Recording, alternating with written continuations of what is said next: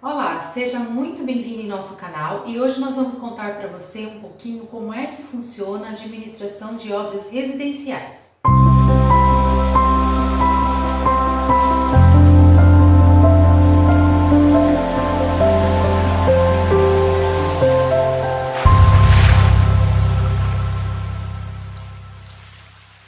Então, Esdras, conta aí para o nosso seguidor e seguidor o que é, na verdade, uma administração de obras. Bom, então para quem nunca teve esse contato com obras, nunca visitou uma obra, nem como estagiário, né, nem como um profissional já formado, muitas das vezes não tem noção, não tem ideia de quantas variáveis existem numa obra e quantos são os processos que dependem de um olhar crítico, de um olhar profissional para que essa obra seja realizada com sucesso. Por exemplo, elaboração de um cronograma físico-financeiro para que a obra tenha início definido e término definido e dentro do valor que o seu cliente tenha condições de pagar, fazer a contratação de profissionais para executar essa obra, também os prestadores de serviço, a compra de materiais, enfim, muitos outros processos que são necessários aí ser acompanhados por um profissional.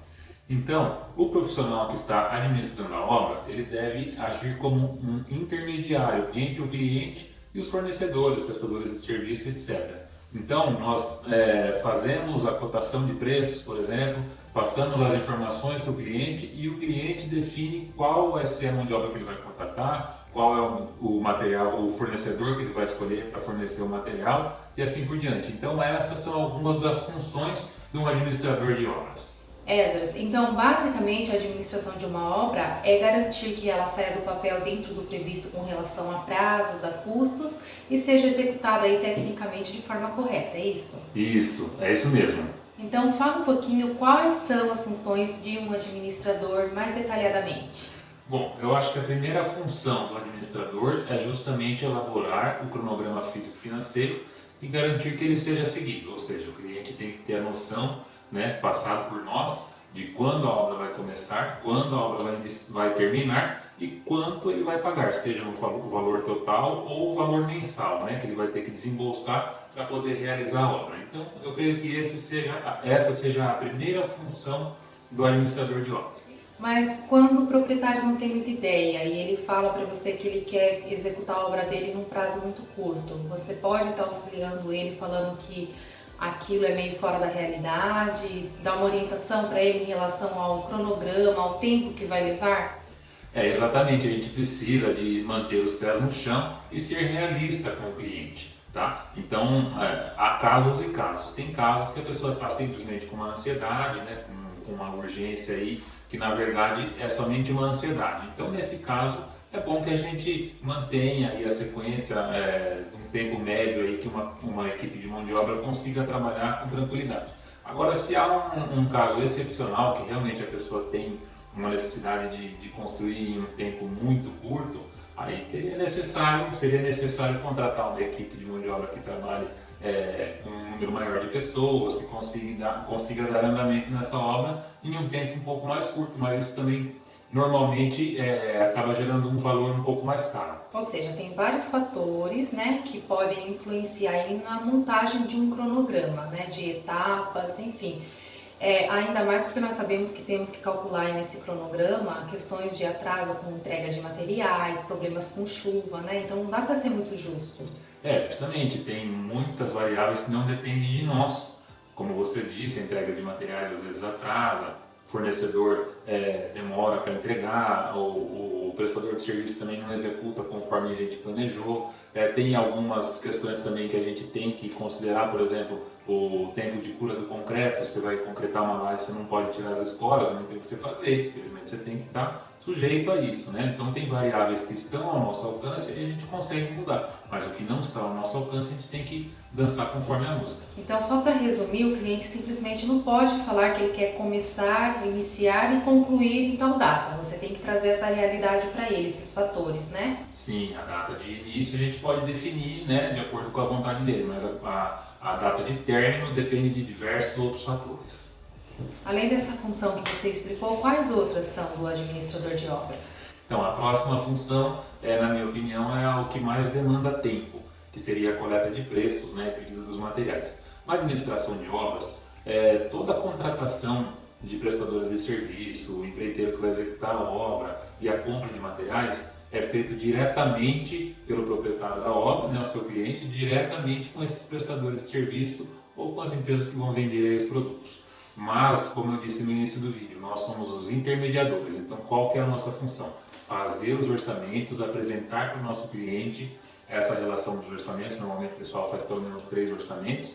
E aí, apresentando então essas opções de orçamento para o cliente, ele decide qual fornecedor, de acordo aí com a forma de pagamento, preço ou data de entrega ou qualquer outra variável aí que ele optar. Enfim, ele vai fazer a escolha desse fornecedor, a gente daí faz então o pedido desses materiais, a empresa manda o boleto, a nota fiscal diretamente para o cliente e nós só recebemos esse material na obra e aí coloca, né, para a produção.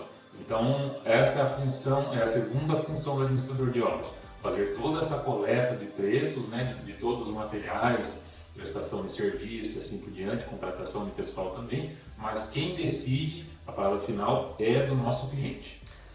Agora tem uma outra função também do administrador de obra, né? Na verdade, assim, qual é o papel dele nesse tema? Eu queria que você explicasse, que é de suma importância, que fala sobre a segurança da equipe que está lá executando a obra.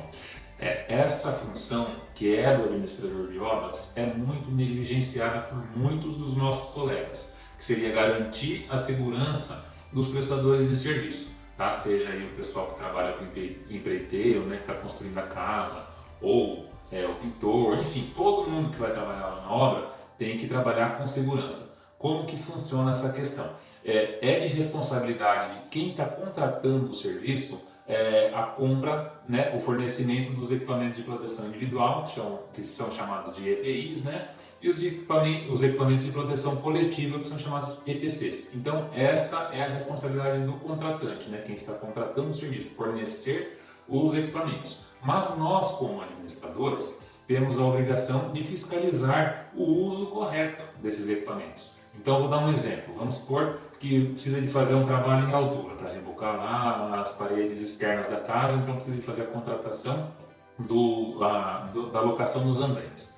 Então precisa de alugar os andaimes, alugar os rodízios, as plataformas, as travessas, né, que são aquelas travas de segurança em diagonal, precisa também de ter o guarda-corpo, enfim, todos os equipamentos. O cinto de segurança também, capacete, óculos, bota, enfim.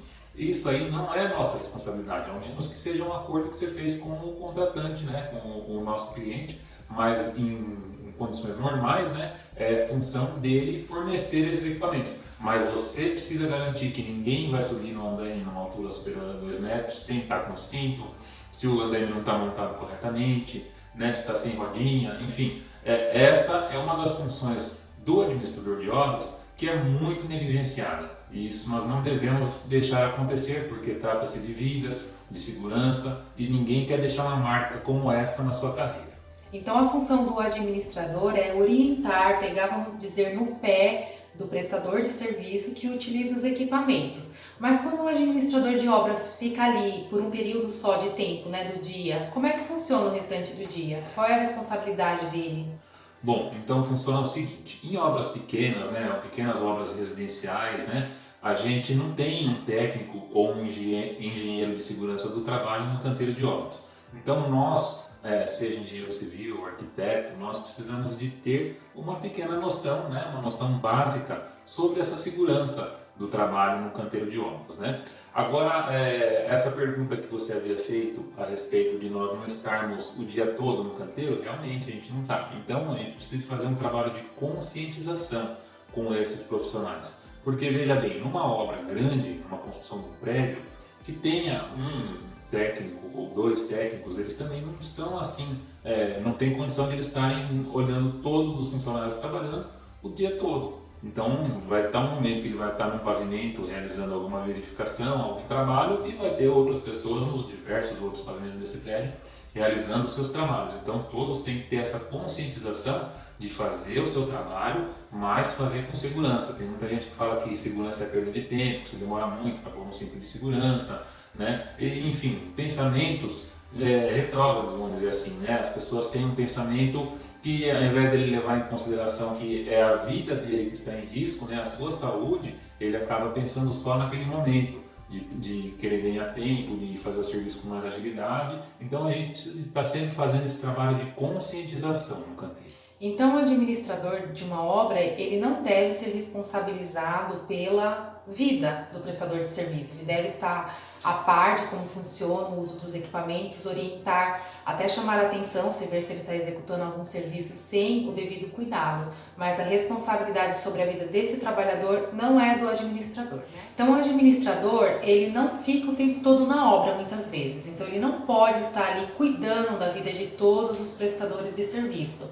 O bacana seria, caso ocorra algum acidente de trabalho, onde o administrador aí orientou, de repente está fora da obra, não está mais ali naquele período, vai haver aí uma perícia, uma averiguação do ocorrido. Na verdade funciona da seguinte forma. Caso você vê, então, que essa pessoa está te desrespeitando, não está usando os equipamentos, insiste em subir, por exemplo, no andaime sem o cinto de segurança, você já falou, não teve resultado, então você comunica o seu cliente, como nós já dissemos no início do vídeo e em outra oportunidade também, você é o intermediário, né, intermediador, você fala, olha, essa pessoa está trabalhando sem os equipamentos de segurança, não tem condição de ele continuar trabalhando na obra. Aí vai ser substituído esse profissional, é melhor ele ficar desempregado do que sem vida. Até que ele vai então aprender, né, a trabalhar de uma maneira correta.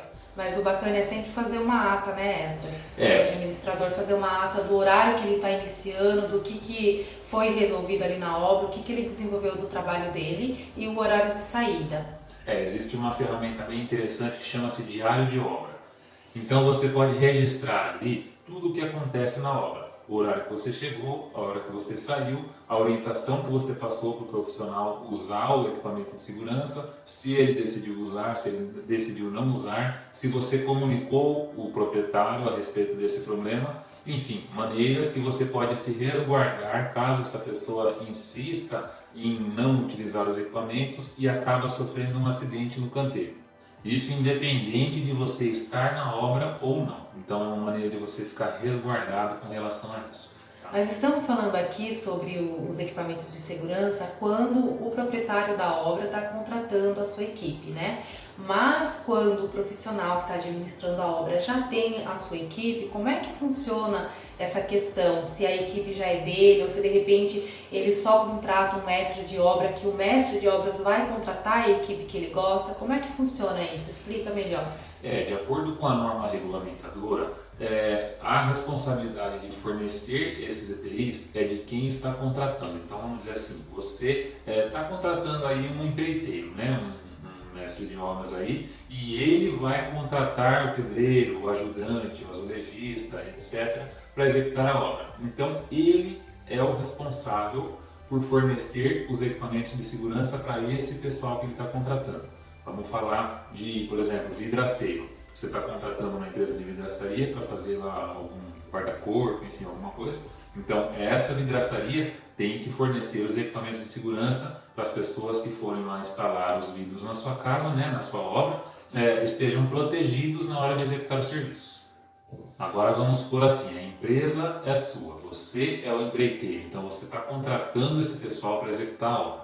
Aí nesse caso é você que tem que fornecer para os seus funcionários esses equipamentos de segurança para eles executarem as obras. E aí uma outra função também, que é uma função importantíssima, mas nós deixamos para o final, seria a coordenação dos trabalhos, né? Garantir que a obra seja executada de maneira tecnicamente correta, né? Então você deve programar as etapas, né? Os serviços a serem executados de acordo com o cronograma, e depois você deve vistoriar, né? Fiscalizar se esses serviços foram executados de maneira correta e seguindo também o projeto. Esdras, quais outros cuidados devem ser tomados na administração de uma obra?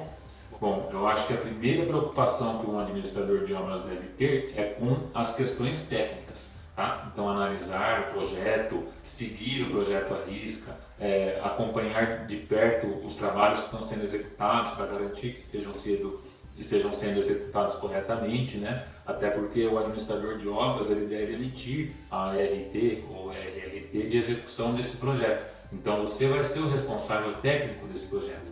O Além disso, o nosso cliente nos contratou justamente porque ele precisa que a sua obra seja executada com qualidade, né? Assim, tecnicamente correta, ou seja, que o projeto esteja sendo seguido à risca. Então ele espera isso de nós e nós devemos corresponder a essa expectativa como profissional.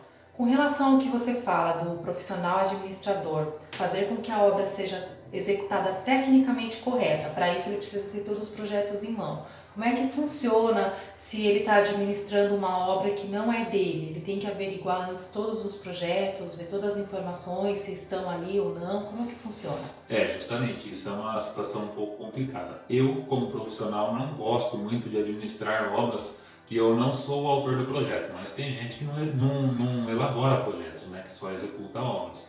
Então, nesse caso, nós precisamos de ficar atentos para garantir que mesmo que falte algum projeto, falte alguma informação, nós tenhamos assim um conhecimento para aplicar, né? Vamos supor assim, impermeabilização. Nem todo mundo faz projeto de impermeabilização, mas você precisa de estar ciente da necessidade de impermeabilização em algum elemento dessa obra para evitar que o seu cliente tenha um problema de infiltração, um problema de umidade. Então, mesmo que não conste no projeto, mesmo que não tenha todos os projetos, você tem que garantir, como administrador de obras, que esse problema não venha, que isso não venha causar um problema para o seu cliente no futuro.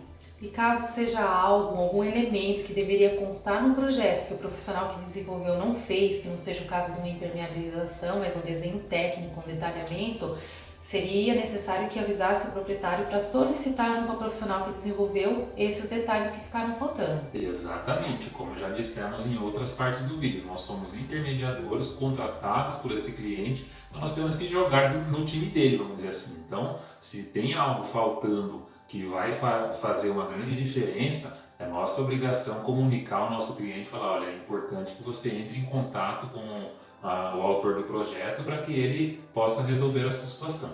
Esdras, nessa questão de o profissional que está administrando a obra ficar responsável por coleta de preços, né, até de repente pedir o material, explica como é que funciona quando o proprietário da obra quer que esse profissional compre o material ou dê o nome dele, né, para gerar boletos, notas fiscais. O que você aconselha aí, nossos seguidores e seguidora? Veja bem, isso é um grande risco. Vamos supor que você vai fazer a compra das esquadrias de alumínio, por exemplo. Aí você vai, compra no seu nome, faz esse pedido no seu nome, vai sair boleto, nota fiscal, tudo no seu nome. Tá? Aí chegou no dia de pagar, o seu cliente não te passa o valor, não repassa o valor, e aí você vai ficar numa situação complicada com esse fornecedor, que pode ser até que já fabricou as peças, já instalou as peças, e aí a dívida vai cair no seu nome. Então, por isso que a gente já falou no início do vídeo e vamos tornar a falar. Nós não devemos fazer contratação nem compra de materiais, nós devemos intermediar isso de maneira que a gente faz as coletas de preços, mas o nosso cliente, né, o contratante, ele vai contratar esses fornecedores, vai fazer as compras dos materiais, tudo no nome dele. Legal, então o bacana é não misturar aí a parte financeira, né, administrar o dinheiro do cliente em relação à compra de materiais, etc, ou até mesmo usar o teu nome para isso. Com certeza, aí o boleto, nota fiscal já vai tudo no nome do dono da obra e se ele não pagar, aí infelizmente ele tem que se acertar com o fornecedor. Esdras, com relação à indicação, seria bacana que salientar algum cuidado para os nossos seguidores? Indicação também é um outro problema. Você pode até sugerir para o seu cliente, né, alguns fornecedores que você já trabalhou, que você teve boas experiências no passado em outras obras, né? Mas você tem que deixar o seu cliente livre para ele contratar quem ele quiser, porque normalmente o cliente vai acabar te vinculando com esse fornecedor, especialmente se alguma coisa der errado. Então vamos supor assim, você indica um profissional, vamos falar de novo da esquadria de alumínio, você indica aí uma empresa que faz esquadrias de alumínio e você acaba induzindo esse cliente a contratar essa empresa para fazer as esquadrias na obra. E aí, mesmo que você já tenha tido uma boa experiência no passado, mas pode ser que nessa obra em específico a pessoa pisa na bola, a empresa aí não cumpre com o combinado, enfim, o seu cliente fica insatisfeito. Provavelmente o seu cliente não vai diretamente lá na empresa, ele vai vir atrás de você, você indicou aquela empresa e agora eu estou com esse problema e você vai receber aí um problema que você não esperava e não tem nem culpa. Então é importante que você deixe o seu cliente à vontade, para ele escolher entre o fornecedor que tem o melhor preço, a melhor forma de pagamento ou qualquer outro motivo que faça ele escolher, mas independente da sua indicação. Principalmente se ele ficar insatisfeito, né? Se a empresa não resolver aí o problema que ela der para o cliente, essa insatisfação vai sempre recair sobre o ombro do profissional que indicou. E aí às vezes você vai gerar um problema com o seu cliente, sendo que todo o tempo, todo o decorrer aí da execução da obra você trabalhou direitinho, você cumpriu com aquilo que você combinou, e você acaba aí gerando um estresse no relacionamento com o seu cliente por culpa de terceiros. Esdras, nós sabemos também que tem uma diferença em relação ao exercício dessa função, né, de administrador. Tem a administração de obra, fiscalização e administração global. Como é que funciona cada uma? Bom, a administração de obras a gente já explicou bastante. Além das questões técnicas, envolve também a compra de materiais, né? Aliás, a coleta de preços e a realização dos pedidos. E quem compra, não se esqueça, é o cliente. Agora, na fiscalização, a gente não se envolve com coletas de preços. Lembra que no início do vídeo eu falei que a coleta de preços é a etapa que mais demanda tempo? Então, tem cliente que tem condições de fazer essa coleta de preços, né, as pesquisas de preço nas lojas, nos fornecedores, ou às vezes a esposa do proprietário tem essa comissão, enfim, ele não precisa de contratar isso. E a gente, como profissional, engenheiro civil ou arquiteto, fica responsável somente pelas questões técnicas. Essa, na verdade, é a forma que eu mais gosto de trabalhar. A gente, na verdade, ganha menos, porque o cliente não vai precisar de contratar as coletas de preço, né, os orçamentos, e como eu disse que é o que mais demanda tempo, ou seja, é o que mais custa na nossa função de administrador. Então, fazendo só a fiscalização, você vai precisar de menos horas por semana ou por mês. Então, você pode cobrar menos por isso. Então, isso aí é bem interessante para clientes que têm condições de fazer essas coletas de preços, essas pesquisas dos materiais nas lojas, nos fornecedores e assim por diante. Esdras, mas vale uma ressalva, você fiscalizando uma obra, você fica menos tempo, ganha menos, mas em compensação ganha menos com aquele cliente. Você tem condições de fiscalizar mais obras, né? Pegar mais serviços. Com certeza, você consegue fiscalizar muito mais obras, né? E também realizar outros trabalhos. Por exemplo, se você trabalha com projeto e com administração ou fiscalização, você consegue ter mais tempo para se dedicar nos projetos e fazer a fiscalização de mais obras também. Agora, se for a administração global, aí já muda bastante em relação à administração da obra.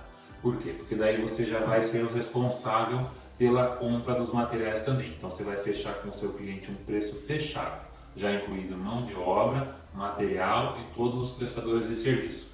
Tá? Eu não gosto de trabalhar dessa forma, por quê? Porque podem surgir imprevistos, coisas que a gente não prevê e não tem como prever. E aí você vai ter que assumir esse prejuízo, porque o cliente já vai ter firmado com você um contrato, não tem como você depois reajustar esse contrato. Então é um sistema de trabalho que eu não gosto muito, mas tem bastante gente que trabalha dessa forma, já fechando o valor fechado com o cliente, e o cliente vai só passear na obra e depois já pega a chave com a casa prontinha para mudar. Então, para nós entendermos, seria basicamente a forma como construtoras trabalham, né? Essa empreita global. Isso, exatamente. Agora chegamos, acho que na pergunta que todo mundo tem curiosidade. Quanto se cobra por uma administração de obra? Bom, quanto cobrar é uma pergunta bastante difícil de responder, porque os custos do seu escritório, do seu negócio, é só você que sabe, tá? Mas então vamos passar algumas orientações aqui de como cobrar. Tem muita gente que vai fazer administração de obras e opta por estipular um valor, né, referente à porcentagem total da obra. Vamos supor assim, 10% do valor que o nosso cliente gastar na obra, ele nos paga como administração. Se for R$100.000, você vai receber R$10.000 pela administração dessa obra. Qual é o problema que eu vejo nesse sistema de cobrança? Vamos imaginar que você não é o responsável técnico, e sim que você é o cliente. Aí chega lá o engenheiro civil ou o arquiteto que está executando essa obra e fala, olha, você precisa de fazer isso, isso, isso na sua impermeabilização aqui, por exemplo, né? E vai gerar um custo que a gente não previa, enfim, vai aumentar os custos.